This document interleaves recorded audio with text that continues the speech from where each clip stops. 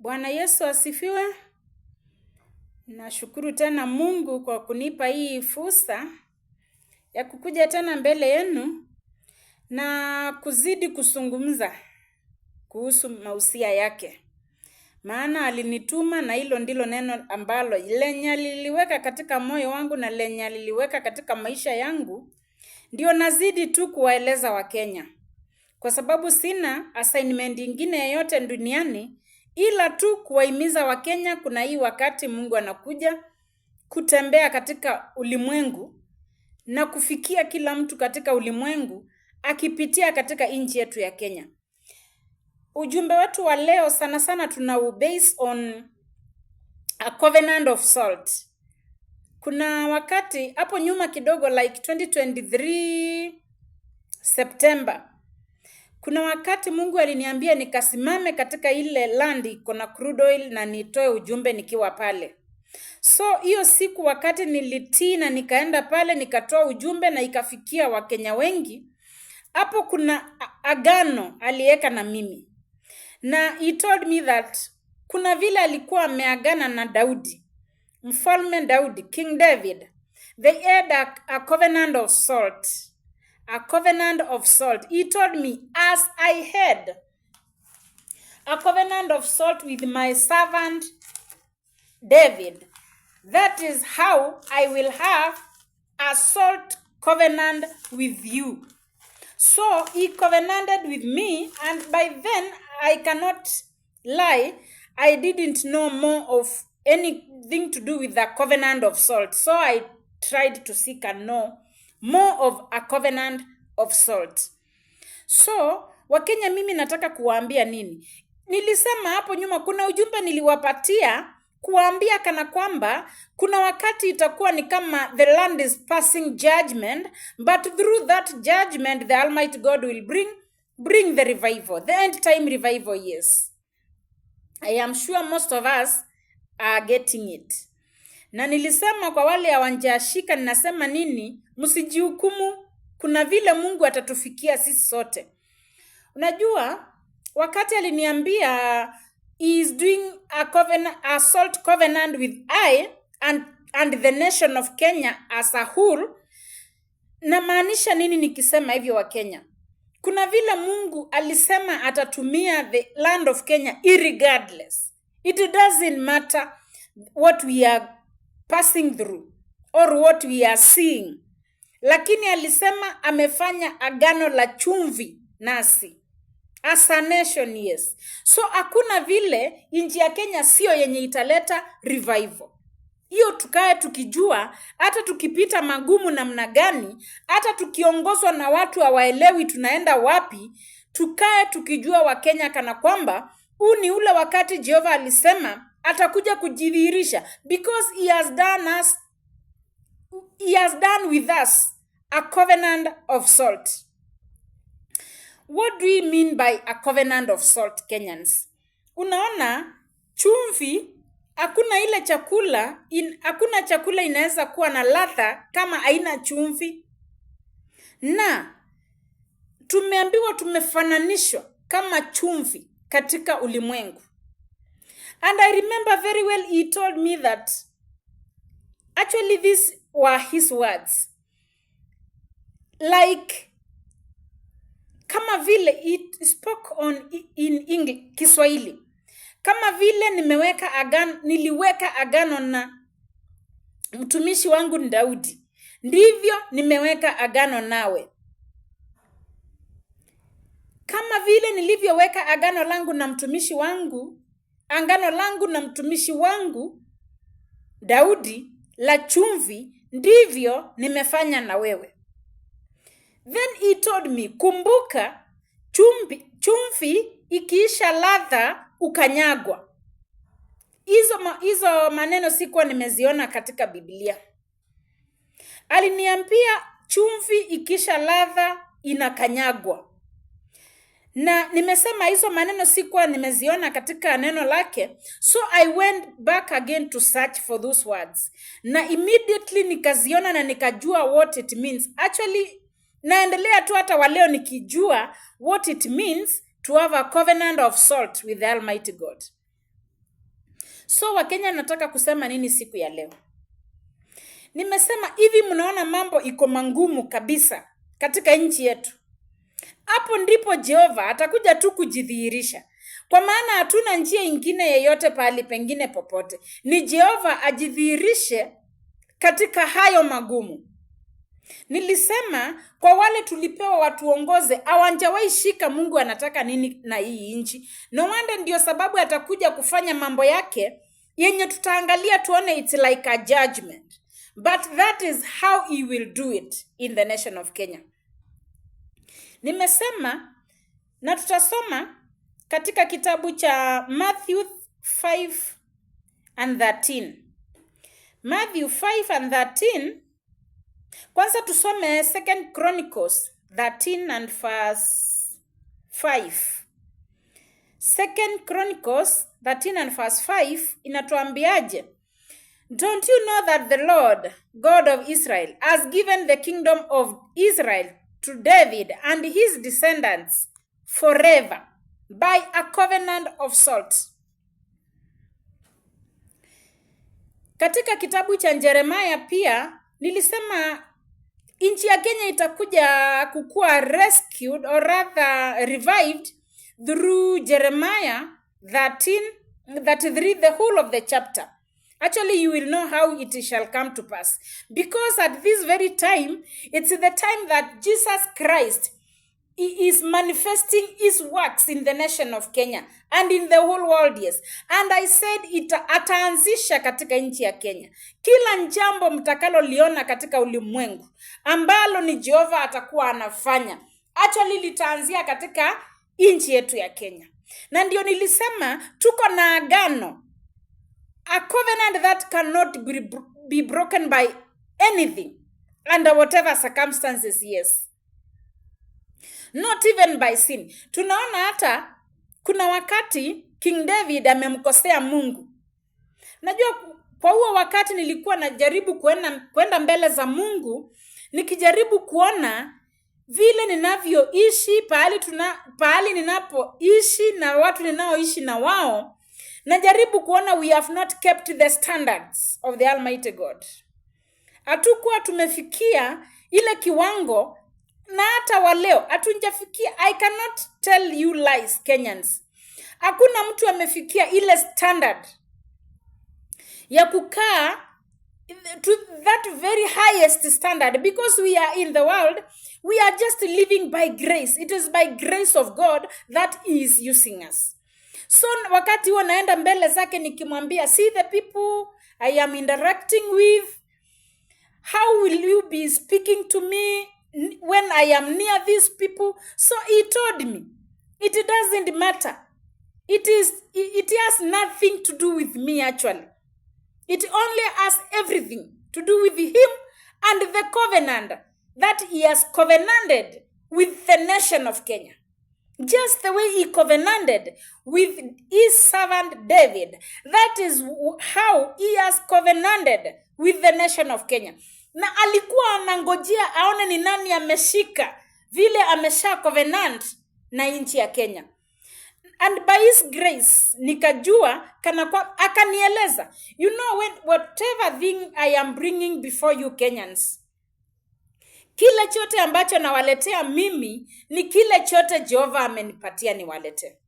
So kama wakati huo aliniambia he has covenanted with me a covenant of salt, ambapo irregardless he will use me.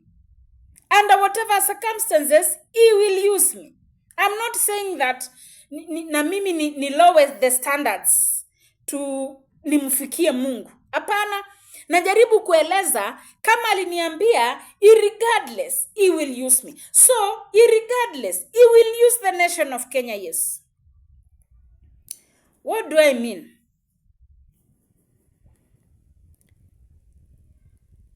Don't you know that the Lord, the God of Israel, has given the kingship of Israel to David and his descendants? The kingship of Israel to David and his descendants forever by a covenant of salt. Whenever the Almighty God is telling us forever, this is eternity. It is eternity. It is eternity. It has no end.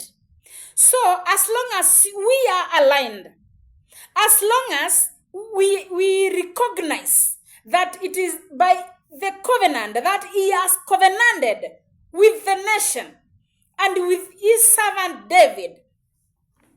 Remember, even Christ Jesus came through David because of this very covenant, of salt covenant, that there shall never lack a king to lead in the family of David, in the descendants of David. Why do I insist that this is a covenant? The Almighty God was waiting for someone to understand it.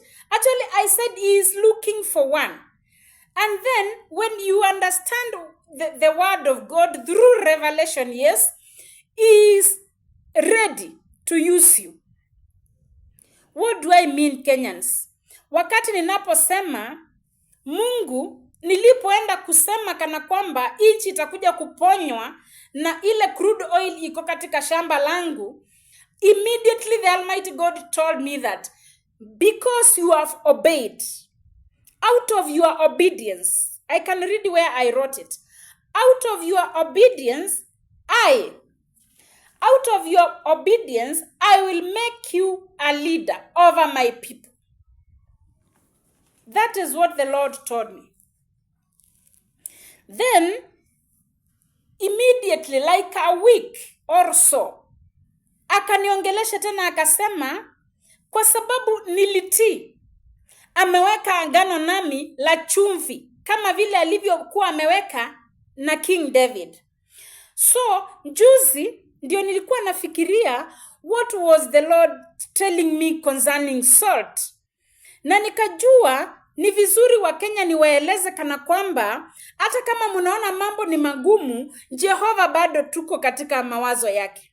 Hatunjaondoka katika mawazo ya Jehova. Because the covenant that the Lord has made with us, it is an eternal covenant. A salt covenant. And remember, he told me, chumvi, ikiisha ladha, ukanyagwa. He told me.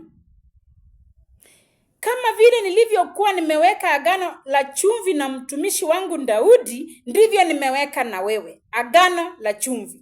Kumbuka, chumvi ikiisha ladha, ukanyagwa. So, whenever Kenyans mnaniona tu nikiwaletea ujumbe kutoka kwake Mwenyezi Mungu, I'm not trying to show off. I'm trying to remain tasty. Na jaribu tu kwa njia zote kwa kung'ang'ana ndio. Ni remain relevant. To remain relevant for the Almighty God to use me. Because why? If we know that the nation of Kenya has been covenanted, and I am sure this is something, it's only me who knows it. I don't know, because unajua kuna wale wengi wameongeleshwa na Mungu, I'm not alone, lakini kuna ile kiwango Mungu ametupatia kazi. Huyu amepewa kazi fulani na line fulani. Yangu niliwaambia kuna vile Mungu atakuja kuconnect the church and the governance to look like they are one. So that is my assignment. Na kwa sababu ya hiyo, wakati amenituma niwaambie, bado amecovenant na sisi kwa agano la chumvi, tunaweza ona kama nchi inapita judgment. Of course it is passing judgment, lakini kuna vile Mungu, kuna ile level Mungu hawezi akataka tukaangamie, because tumeweka agano na yeye. Ameweka agano nasi, agano la chumvi. Leo naongea kuhusu nini wa Kenya? Tutasoma pia Matthew 5:13. Matthew 5:13. Verse 13. Matthew 5:13.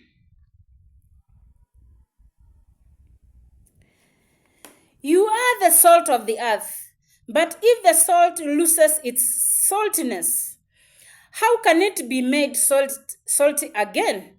It is no longer good for anything except to be thrown out and trampled underfoot. That is what exactly the Lord told me. Alisema chumvi ikiisha ladha ukanyagwa. Those were his words, Swahili words, yes. So Wakenya mimi nawaimiza namna gani? Nawaimiza nini? Kila mmoja aenende mbele zake Mwenyezi Mungu, kwa sababu sisi wote nilisema Mungu hujibu kila mtu. Hakuna mtu special mbele zake Mwenyezi Mungu. No wonder aliniambia kuna wakati atakuja even kutumia those who are from inahuzunisha sana. Aniambia watu watatoka kwa bar, clubs, na atawatumia. Wengine watatoka hata ndani ya Illuminati kabisa, na atawatumia. To a shame those who have been given some assignments na wakapuuza. Mungu alisema anakuja kutumia watu, hata ukiona wakitumika, hata wenye tulikuwa tunafikiria tumepambana sana kukaa katika neno la Mungu, hata tutahuzunika na hata wengine watalia kabisa machozi.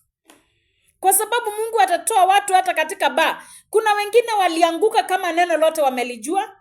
Kuna wengine walianguka kama tayari walikuwa katika assignment yake Mwenyezi Mungu. Atakuja kuwatoa pale. I'm telling you the truth, Kenyans. This is what the Lord has been telling me.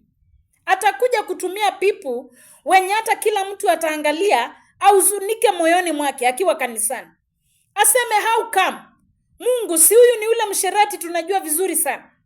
Si huyu ni ule mlevi anaendanga akianguka. How come the Lord you are using these people? Wengine sasa ni wamekuwa hata waabuduo ibilisi, atawatoa pale na atawatumia. Kenyans, what do I mean? Kila mtu tu ajiangalie njia zake na ang'ang'ane kwa njia zake amfikie Mungu kwa ile level Mungu anataka tukamfikie. Kwa sababu gani? Chumvi ikiisha ladha ukanyagwa. Na si ati kwamba tukishaisha ladha Mungu hatakuja. Atakuja tu. Nilisema hapa ni agano la chumvi.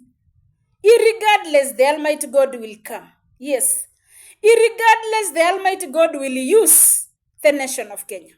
He said it is the nation to prepare other nations. Hata mnaona maugumu sana vile mambo inaenda vibaya, wengine hata watu wanaendelea tu kufukuliwa kwa mashimo kama wameuliwa. Na hiyo hiyo jambo nilikuwa nimewaambia kitambo sana. Nikawaambia naona pahali watu wanaenda kuwekwa na ilikuwa inaonekana ni mabonde hivi. It's like Rift Valley. I said so. Kuna mambo mengi sana maovu inaendelea katika hii nchi ya Kenya. Lakini bado Mungu yako na sisi.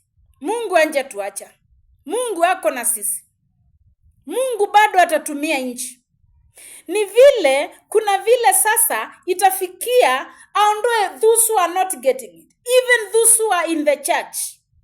Sasa the biggest mystery iko hapo. Na unajua kuna wengine wanaomba against hii mambo isikuje kukua ati ni ya ukweli. Sasa hapo ndipo Mungu nilishangaa zaidi. Ananiambia wengine wanaomba hii mambo ya crude oil, hii mambo ya end time revival, hii mambo ya yenye nawaambia hata najua where the end time revival center itakuwa. Kuna wale wanaomba isikuje kuonekana ni ukweli. Kuna wale because of their ministries. Wasionekane kwa nini hawakuwa wanajua. Of which wengine wanajua ni ile wanapuuza because it is not passing through them. Mungu amesema namna gani katika hii nchi ya Kenya? Kila mtu ajioji. Kila mtu amrudie. Kila mtu ukipata hii ujumbe, ujaribu. Uone ni wapi unaweza kuwa unaenda kinyume na mapenzi yake Mwenyezi Mungu na ukamrudie. Kwa sababu kwanza ni end times. Na unajua wakati wa Nuhu alikuwa tu anawaambia mvua itakuja kunyesha, lakini hawaelewi hiyo mvua inaweza nyesha ikaziba hata manyumba makubwa, ikaziba ikafunika hata miti mirefu. Hawakuwa wanaelewa. Lakini mvua ilinyesha tu. irregardless mvua ilinyesha. Sasa hapa kuna jambo Wakenya ningependa tuelewane ama tukumbushane, that is, kama kila mmoja anajua Yesu mwana wa Mungu alizaliwa, na kila mmoja alijua Yesu mwana wa Mungu alikufa msalabani, akazikwa na akafufuka na akapaa juu mbinguni kututengenezea makao. If kila mtu anajua hivyo, kwa nini tunapuuza wakati tunaambiwa atarudi tena? Mbona hii jambo ya kurudi tena hatutaki kulisikia, na hata tukilisikia tunalipuuza kwa haraka sana? Yesu mwana wa Mungu anarudi. That is the truth of the matter. Yesu mwana wa Mungu anarudi. Na kama amesha hakikisha kana kwamba neno lake litaingia katika masikio ya watu wenye pia watawaachilia na atawafungulia wakaweze kulileta. Hii jambo ya kuletea watu end time revival message, it is not an easy thing. Kuna mangumu ndani yake wa Kenya. Lakini mkiona tu Mungu akizidi na kunitia nguvu, nizidi na kuwaletea, it is imminent. Lazima hapa hakuna jambo kubahatisha. Mungu anakuja kumtuma mwana wake Yesu Kristo. Ni vile hatujui ni lini. That is why we are supposed to be prepared. Now that we know that this is the very moment. Na nikiwaambia Mungu ameshanipeleka where to build that place, that center. Nikishasema the resources are ready, ni vile tu tunangojea wakati wake Mwenyezi Mungu azifunue ni wakati gani tunaanza kazi na how we are going to do it. Those who are supposed to do it, I know them. I said so. Na unajua hizi mambo za kupeana neno la Mungu, kila mmoja, sio kila mtu anazichukulia ukweli. Kuna wale wanafikiria like ni kama I'm hallucinating. Yani ni kama nimefikiria to an extreme. Hapa hakuna kufikiria to an extreme. Kwa sababu nikifikiria to an extreme, sitaleta mambo ya kama kulingana na mpangilio ambao nimeleta. Sijui kama mimi nitaeleza namna gani. Lakini kwanza tutasoma pia Jeremiah, na hiyo Jeremiah mjisomee, sababu hapo kabisa yote hivyo ndivyo kuna the restoration of the nation. Jeremiah 33, I said so. Yote tu mkasome wa Kenya. Try to search where there is anything to do with the covenant of salt. Na tumuombe Mungu atueleze zaidi. Unajua mimi siwezi nikawaelezea kila kitu. I am not the Holy Spirit of God. If you pray before God and you ask him for his Holy Spirit, he will explain it to you. Yes, atakupa roho wake. Atakupa roho wake. Na roho wake Mwenyezi Mungu atakufunulia kila kitu. He knows everything. So wewe nenda mbele zake Mwenyezi Mungu, muombe roho wake. Ukishapata roho wake atakueleza what it means by the covenant of salt. The salt covenant. Na si jambo Mungu amelifanya na mtu mmoja. Nchi ya Kenya haina mtu mmoja. Remember, he has done it with us all. Kila mmoja ambaye ako katika nchi ya Kenya. Hii covenant Mungu Mwenyezi ameifanya na sisi. So kama amefanya na nchi ya Kenya na wewe uko katika nchi ya Kenya, don't you think you are already covenanted with the Almighty God? Only that ni wewe ujui, kama vile pia nilikuwa sijui. Mpaka Mungu akaniongelesha akaniambia out of your obedience. Na nilitii kuambiwa na Mungu enda ukasimame because I was to announce it from an altar, from a specific altar. But then kuna vile kulikuwa na delay kidogo. Then the Lord told me, go and stand on that land. Immediately ndipo Mungu amefanya angano na mimi. Na kama niko katika nchi ya Kenya na amefanya angano na Kenyans, even you are inclusive. Everyone who is in the nation of Kenya is inclusive, including those who don't know. Sasa mystery iko hapa. Mungu anaweza akatupatia kazi tuifanye. Na tukafikiria it's like ni sisi tunafikiria hivyo. Ama tuipuuze kwa tuseme tu kwa kutojua. Unajua kila kitu chote the devil is working against. Especially this end time revival message. Ibilisi anaipinga. Nikiwaeleza zile mambo ninapitianga wa Kenya carrying this message, I am sure it is only the Almighty God who can explain. The Holy Spirit of God, yes. Only the Holy Spirit of God can explain this to you. Si rahisi. Kwa hivyo mkiona tu niko mbele yenu nikiwaeleza more of this nation, understand me. Understand me, pray for the matter.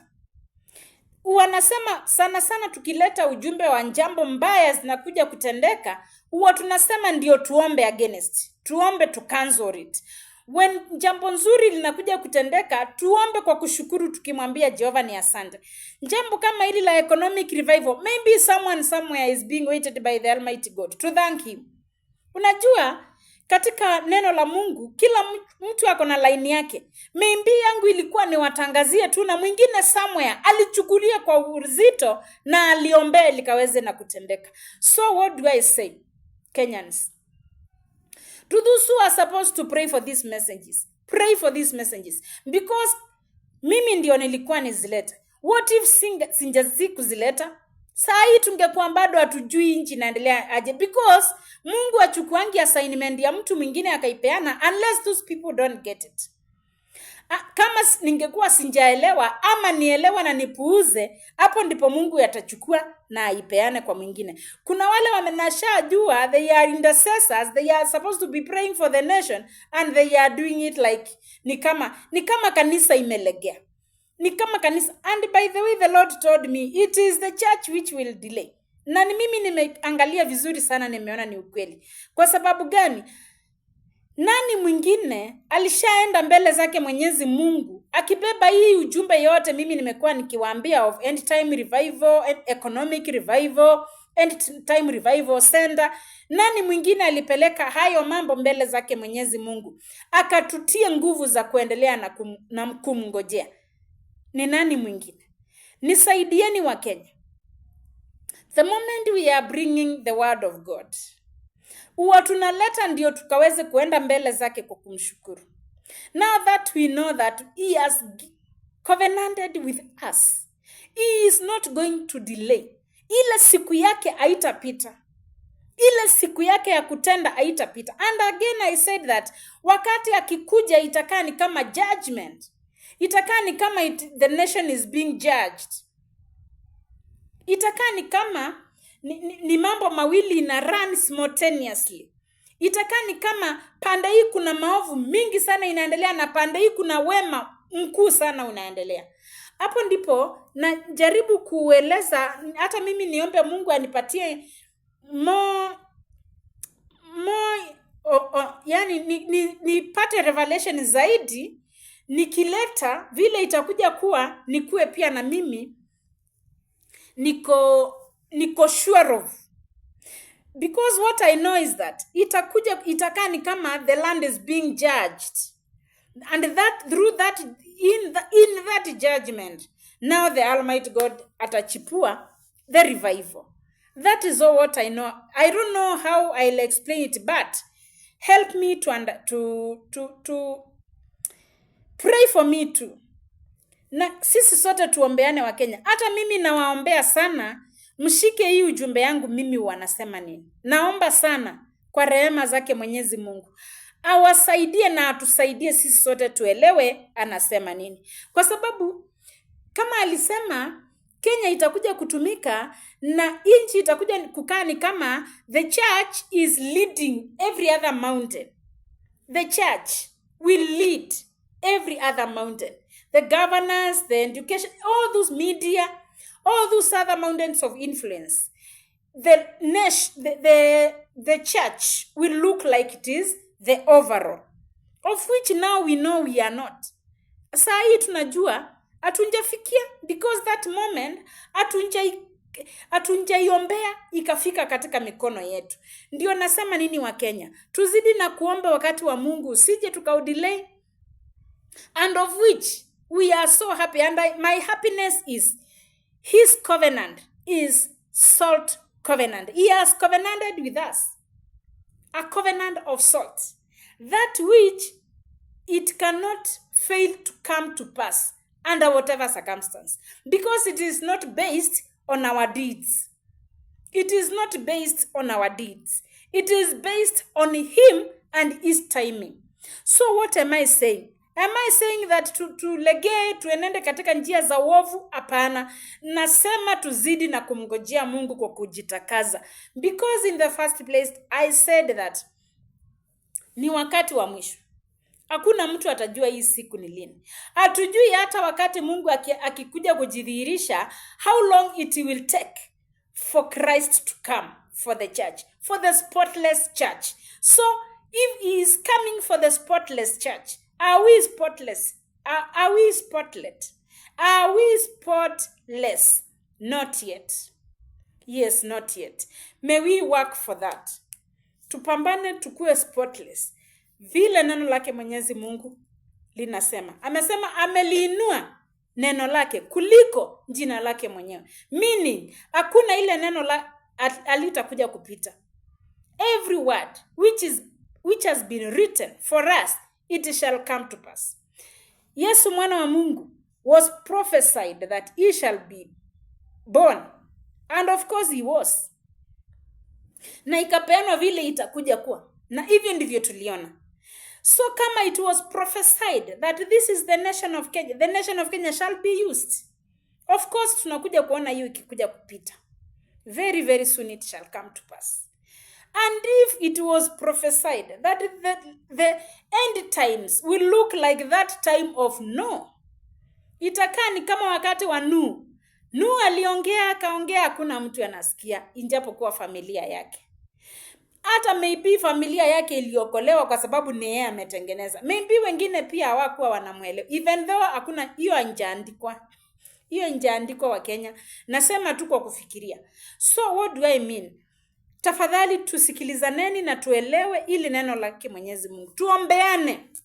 Wakenya tuombeane. Wakenya tuombeane. Tuenende mbele za Mwenyezi Mungu kwa kuhimizana, kwa upendo na kwa upole na kwa kuombeana. Hakuna perfect vessel, I said so. So amesema ukijitakaza katika nyumba yake Mwenyezi Mungu kuna vyombo. Vingine ni za heshima, vingine sio vya heshima. Lakini zisivyo vya heshima, zikijitakaza, zinaweza chukuliwa, zikatumika kama vyombo vya heshima. Na hivyo ndivyo Mungu aliniambia atafanya. Kuna wakati atatumia wale vyombo tunashangaa. So ninasema nini? Wakenya tuenende mbele zake Mwenyezi Mungu kwa kujitakaza na kumngojea.